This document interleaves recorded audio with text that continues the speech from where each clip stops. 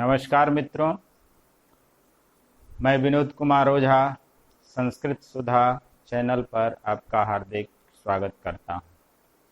मित्रों, आज हम लोग त्वा और ल्यप प्रत्यय के बारे में पढ़ेंगे।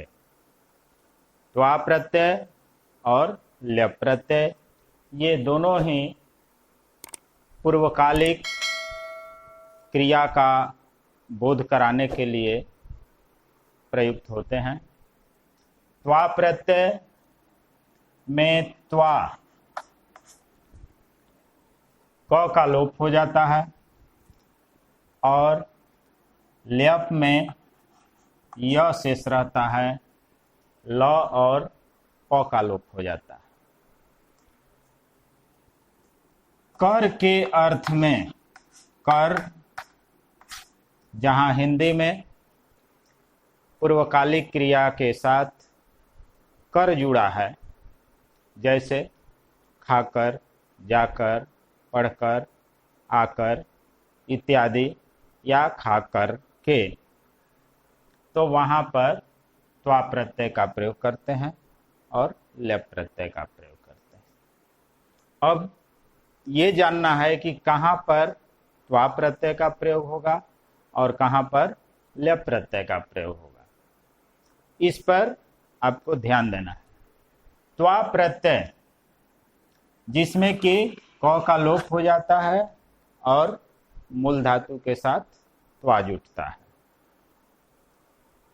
तो जहां पर मूल क्रिया के साथ उसके पहले कोई उपसर्ग नहीं रहता है, तो कर के अर्थ में त्वा का प्रयोग होता है, और जहां पर मूल धातु के पहले उपसर्ग रहता है तो वहां पर हम लोग ल्यप प्रत्यय का प्रयोग करते हैं। अब इसका प्रयोग कैसे होता है हम देखते हैं। जैसे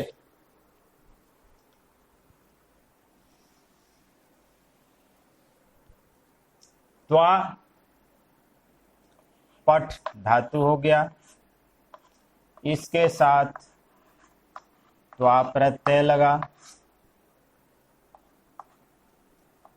रूप बना पठित्वा।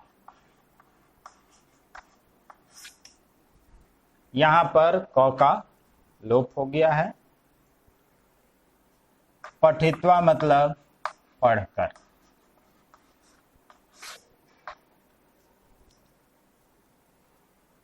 पढ़कर। दूसरा देखिए, खाद जोड़ त्वा, रूप बना खादित्वा।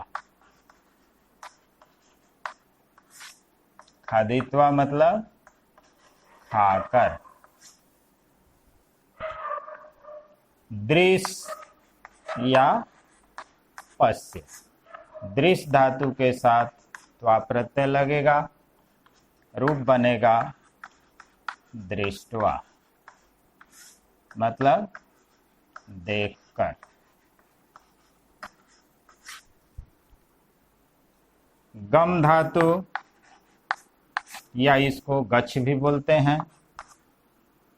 गम या गच्छ के साथ त्वा प्रत्यय लगेगा, रूप बनेगा गत्वा, मतलब जाकर। उसी तरह से भू धातु हुआ, भू मतलब होना, उसके साथ त्वा लगा, रूप बना भूत्वा, भूत्वा मतलब होकर। उसी तरह से पा धातु यानी पीना, त्वा प्रत्यय लगा, रूप बना पीत्वा, मतलब पीकर। ये मूल धातु के साथ त्वा प्रत्यय लगा और रूप बन करके इसका हिंदी अर्थ हुआ, कर के अर्थ में इसका प्रयोग हुआ। जैसे आप जब वाक्य में इसको प्रयोग करते हैं, लड़का विद्यालय जाकर पढ़ता है। मैं खाना खाकर विद्यालय जाता हूं। वह पढ़कर सो गया। इस तरह से पूर्वकालिक क्रिया किसको कहेंगे? यानी दूसरी क्रिया होने से पहले जो क्रिया हुई उसको पूर्वकालिक क्रिया कहते हैं। पूर्वकालिक क्रिया जैसे ही समाप्त हुई एक क्रिया और उसके बाद दूसरी क्रिया होती है तो हम उसको पूर्वकालिक क्रिया कहते हैं। तो यहाँ पर त्वा प्रत्यय का ये संयोग करके हम रूप को लिखे। अब यहीं पर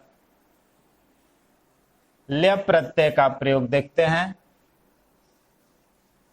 जब ल्यप प्रत्यय का प्रयोग होगा तो उसके पहले मूल धातु के साथ उपसर्ग होगा। जैसे अनु उपसर्ग हो गया, भू धातु हो गया और इसके साथ ल्यप प्रत्यय लगा। यह हो गया उपसर्ग, धातु और प्रत्यय।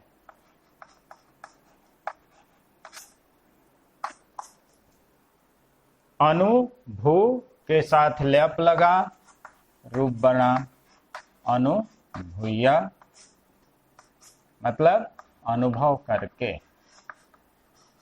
महसूस करके, अनुभव करके या अनुभव कर। इसी तरह से आ उपसर्ग है, इसके साथ गम धातु है और ल्यप प्रत्यय लगा।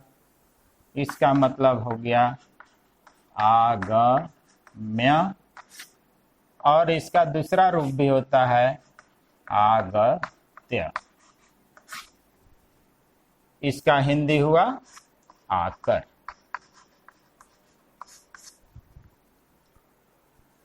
उसी तरह से आ उपसर्ग औ उपसर्ग हुआ, इसके साथ गम धातु हुआ, ल्यप प्रत्यय लगा, रूप बना अवगत्य या अवगम्य। गम धातु का ये दो रूप होता है, समझकर या जानकर। गम धातु जहां भी रहेगा उसके पहले उपसर्ग होगा तो वहां पर दो रूप होता है, अवगत्य या अवगम्य। इसी तरह से पा धातु है, इसके साथ पा धातु हुआ, उसके पहले सम उपसर्ग हो गया, ल्यप प्रत्यय लगा, रूप बना समपीय। समपीय मतलब पीकर।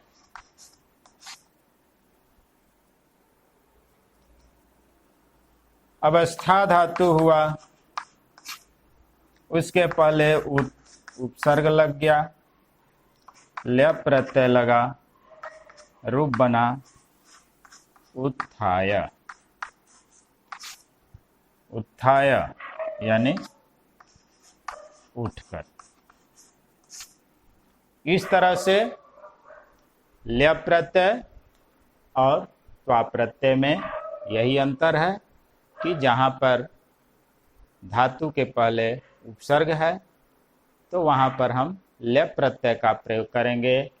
कर के ही अर्थ में ल्यप प्रत्यय का भी प्रयोग होता है, और जहां धातु के पहले कोई उपसर्ग नहीं है वहां पर कर के अर्थ में त्वा प्रत्यय का प्रयोग करते हैं। अब हम इसको वाक्य में कैसे प्रयोग करेंगे इस पर ध्यान दें। वाक्य में पूर्वकालिक क्रिया के रूप में त्वा और ल्यप प्रत्यय युक्त शब्दों का प्रयोग होता है। एक बात और ध्यान देना है कि जहाँ त्वा और ल्यप प्रत्यय होता है तो जो भी निष्पन्न रूप होता है वह अव्यय पद बन जाता है और अव्यय का रूप नहीं चलता है। जैसा है वैसा ही किसी भी वचन और पुरुष में प्रयुक्त होता है। अब जैसे इसको अनुवाद के रूप में हम इसको समझते हैं, छात्र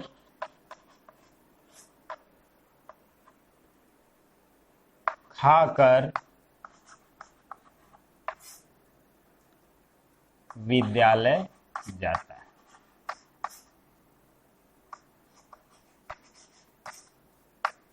खाकर विद्यालय जाता है। अब यहाँ पूर्वकालिक क्रिया है खाकर, हम इसका अनुवाद करेंगे तो छात्र खादित्वा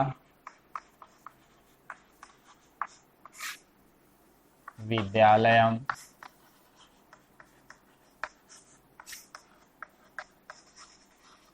गच्छति। यहाँ त्वा प्रत्यय हो गया।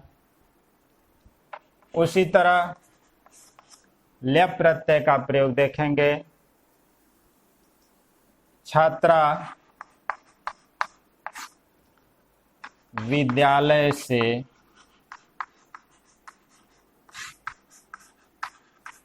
आकर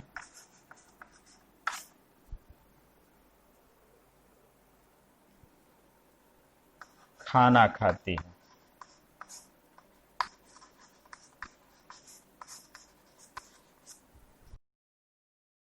इसी तरह छात्रा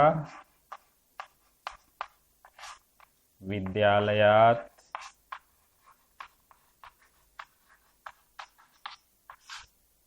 आगत्य भोजनम खादति। यहाँ आगत्य के जगह पर आगम्य भी लिख सकते हैं। अब हम दूसरा प्रत्यय देखते हैं, तुमुन प्रत्यय। तुमुन प्रत्यय युक्त शब्द भी अव्यय की भांति होता है, इसका भी रूप नहीं चलता है। तुमुन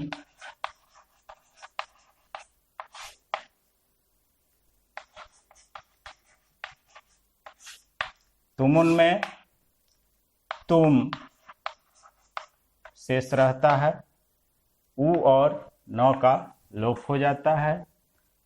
के लिए अर्थ में इसका प्रयोग होता है। के लिए हिंदी में जब के लिए होता है क्रिया के साथ तो वहां पर तुमुन प्रत्यय का प्रयोग करते हैं। जैसे पठ जोड़ तुमुन, रूप बना पठितुम, यानी पढ़ने के लिए।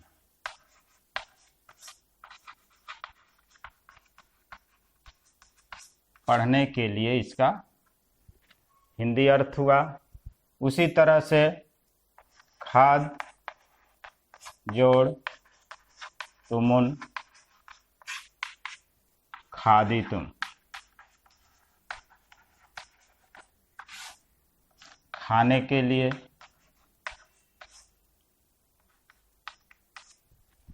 दृश्य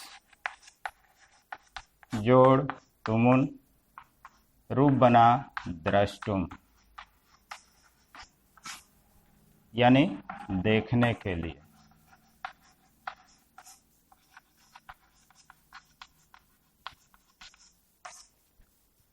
पा जोड़ तुमुन पातुम,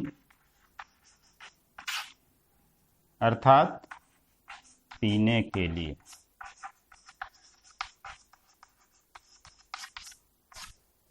अब इसका अनुवाद कैसे करेंगे हिंदी में? पठितुम यानी पढ़ने के लिए। हिंदी में जब वाक्य होगा छात्र पढ़ने के लिए विद्यालय जाता है, छात्र पढ़ने के लिए विद्यालय जाता है।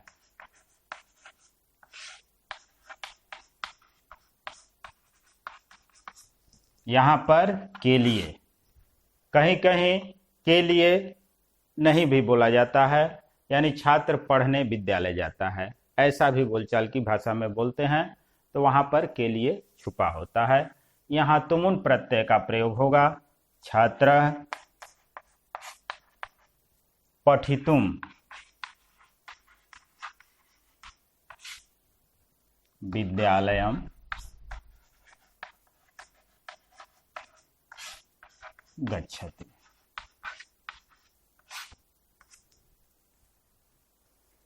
लड़के खाने के लिए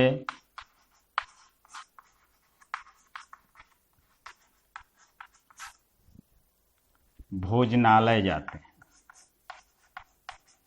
भोजनालय यानी होटल।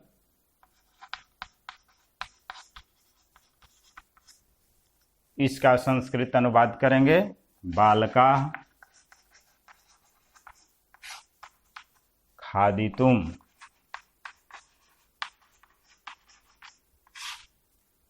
भोजनालयम